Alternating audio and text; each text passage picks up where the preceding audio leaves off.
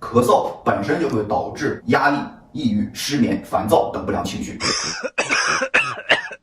最近我身边阳性的患者特别多，我相信你身边也一样，甚至你正在经受着这个阳性，每天咳，没日没夜的咳，高烧不退，胸闷气短，胳膊腿疼痛，而这些症状会导致大量的不良情绪、压力、失眠、狂躁、抑郁。那这一期节目对你非常重要。我们脊柱两旁有很多的交感神经，咳嗽这个动作就会导致肋间肌收缩，胸椎向后凸，就会挤压刺激到交感神经，使交感神经兴奋。交感神经兴奋就会导致压力、抑郁、烦躁、失眠等等不良情绪。